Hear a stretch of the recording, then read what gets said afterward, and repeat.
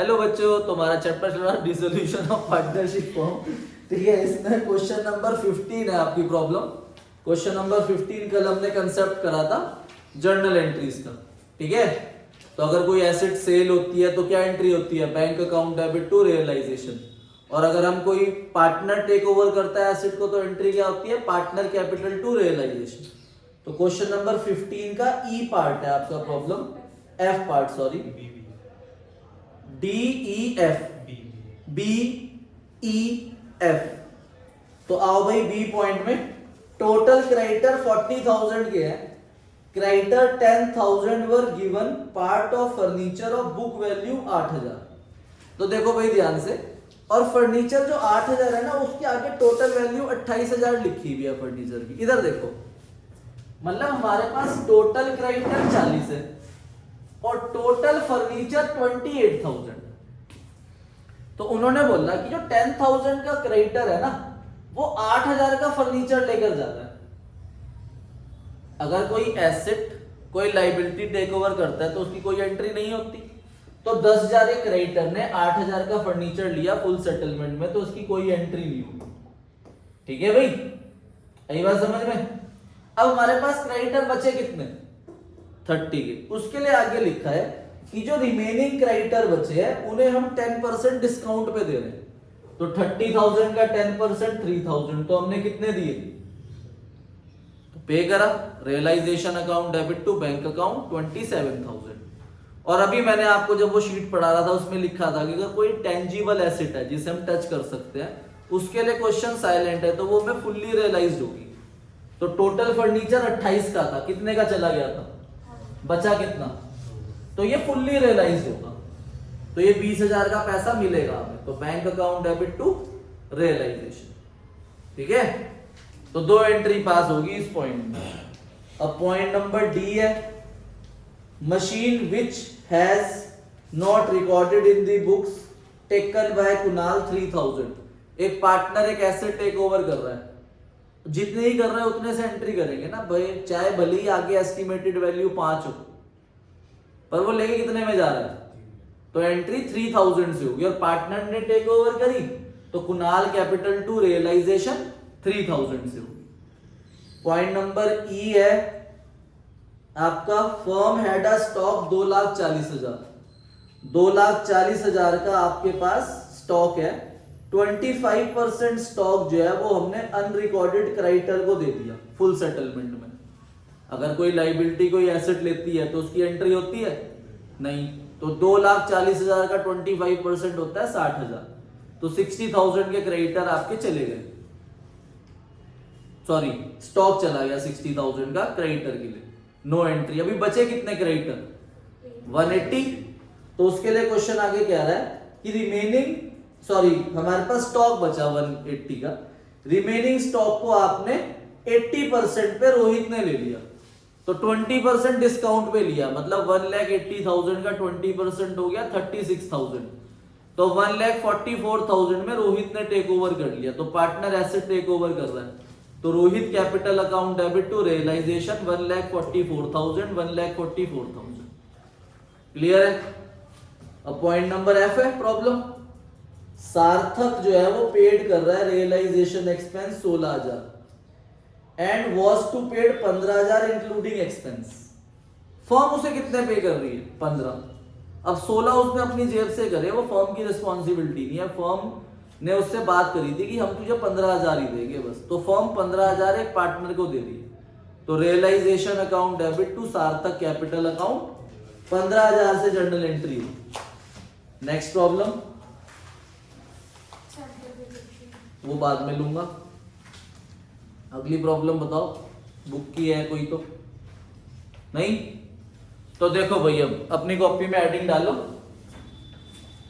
Realisation expense, journal entries for realisation expense. ठीक है भाई, तो इसकी एंट्री भी एग्जाम के अंदर आ जाती है। ध्यान से देखो, रियलाइजेशन एक्सपेंस 5,000 रुपीज है। देखो आपको ना ध्यान रखना है, अगर फर्म का खर्चा है, किसका एक्सपेंस है? तो हमेशा रियलाइजेशन अकाउंट डेबिट होगा, हमेशा। अगर एक्सपेंस किसका है? फर्म का, तो डेबिट क्या होगा?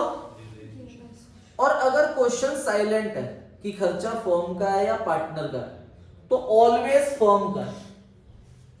जैसे पहला पॉइंट है रियलाइजेशन एक्सपेंस हुआ 5000 का, तो हम क्या एज्यूम करें किसका खर्चा है? फर्म का। और फर्म का खर्चा है तो डेबिट क्या होगा?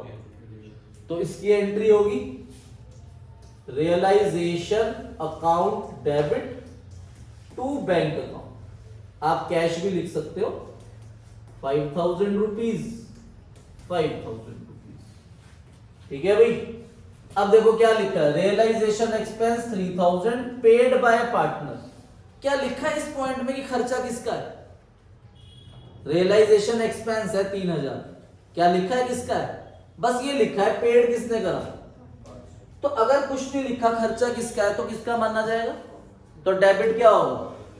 पर अभी पैसे तो गए नहीं, तो realisation account debit to partner capital account आएगा 3000।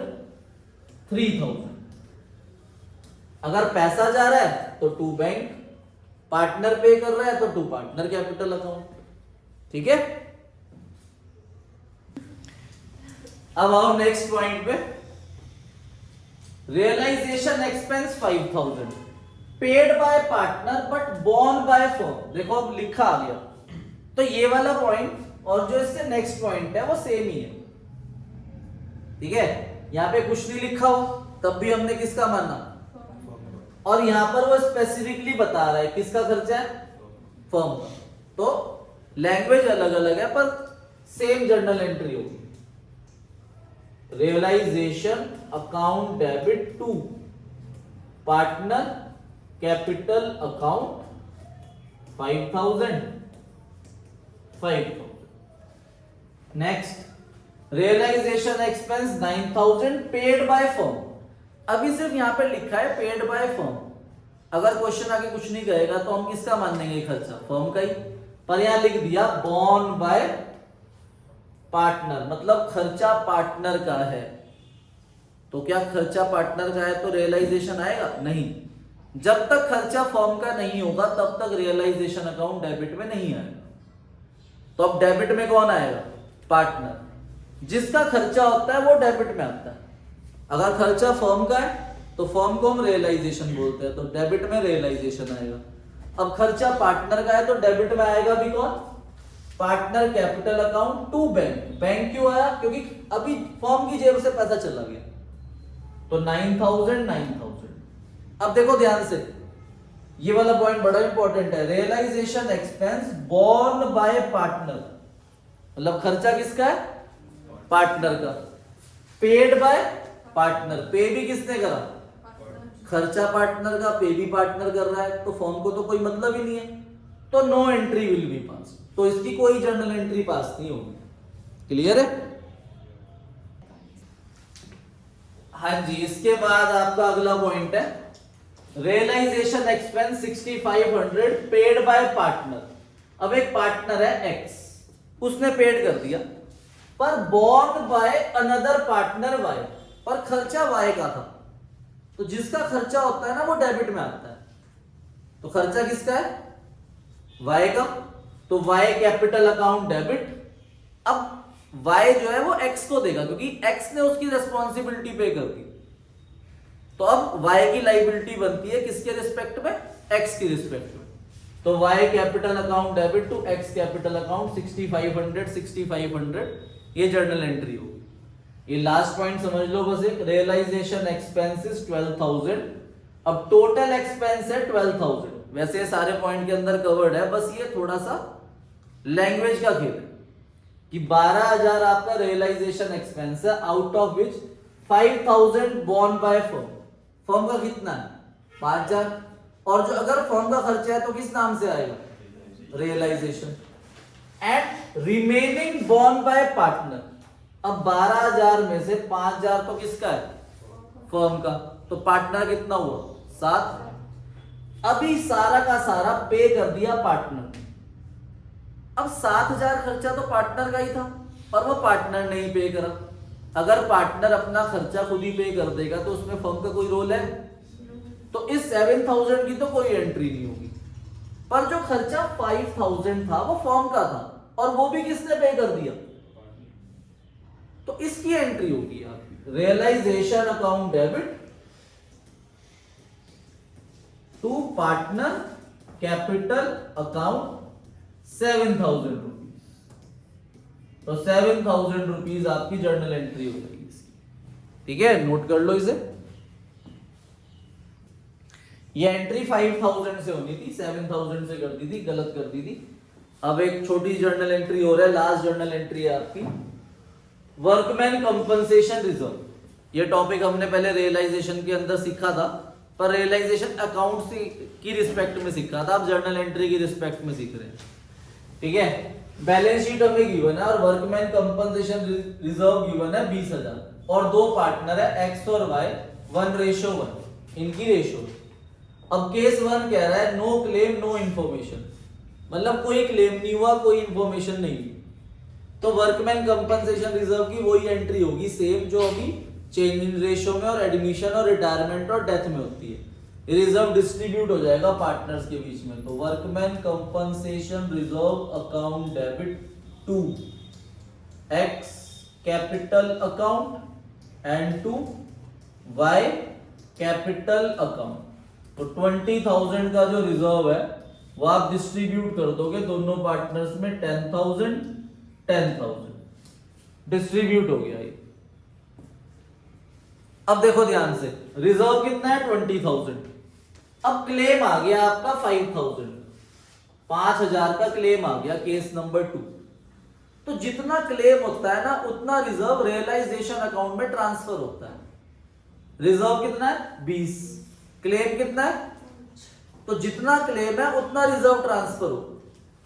तो workman compensation reserve account debit to realisation account 5,000 से पहली एंट्री पास होगी। फिर अब ये क्लेम डिसोल्यूशन चैप्टर है तो हमें पे करना पड़ेगा, तो realisation account debit to bank 5,000 से दूसरी entry.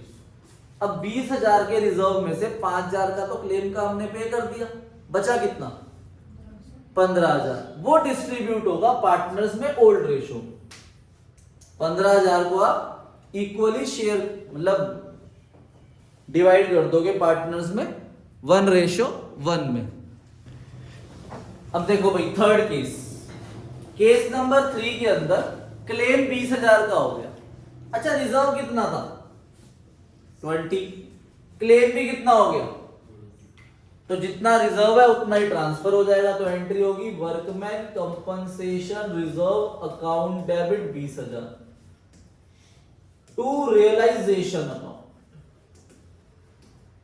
20,000। Workman compensation reserve account debit to realisation 20,000 फिर हम पे कर देंगे realisation account debit to bank account 20,000 ठीक है, ये हमने पे कर दिया। लास्ट केस अगर क्लेम ज्यादा हो जाए 25,000 का हो गया क्लेम और रिजर्व कितना है ओनली 20,000, तो रियलाइजेशन के अंदर 20,000 ही ट्रांसफर होगा पर पे 20 होगा। रिजर्व क्लेम जितना ट्रांसफर नहीं होता, अगर क्लेम कम है तो जितना क्लेम है उतना ट्रांसफर होगा, अगर क्लेम ज्यादा है तो जितना वर्कमैन कंपनसेशन रिजर्व है पूरा का पूरा ट्रांसफर हो जाएगा। Workman compensation reserve account debit to realisation 20,000 फिर रियलाइजेशन टू बैंक 25,000। तो यहाँ 5,000 का लॉस हो गया, वो पार्टनर्स के बीच में राइट ऑफ हो जाएगा। X capital account debit Y capital account debit to realisation account. तो जो 5,000 का हमें लॉस हुआ वो पार्टनर्स के बीच में राइट ऑफ हो जाएगा 2,500। ठीक है, तो इसके बाद आपका पार्टनर लोन अकाउंट रह गया इसके अंदर और मेमोरेंडम बैलेंस शीट रह रही है। तो कल ये चैप्टर आपका डिसोल्यूशन पूरा हो जाएगा। होमवर्क लिखो डिसोल्यूशन का, इलस्ट्रेशन 4, 5, 6, 7, 8, एंड 9 एंड 10। ये आपका होमवर्क है बुक से। सैंपल पेपर पे आओ। सैंपल पेपर में पेज नंबर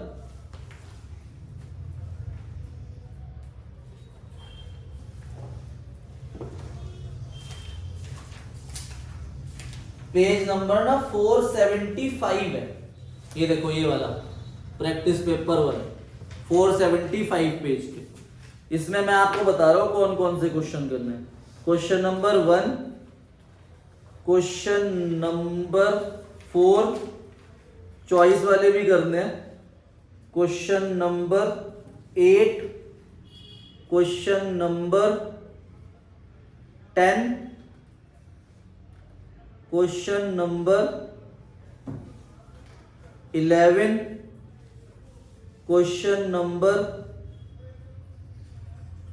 14, 15, 16, 17, 18 ये एमसीक्यूज थे। उसके बाद क्वेश्चन नंबर 22 नहीं सॉरी 22 नहीं करना, क्वेश्चन 24 एंड क्वेश्चन 25 ये आपका सैंपल पेपर से होमवर्क है। ओके बच्चों, बाय बाय।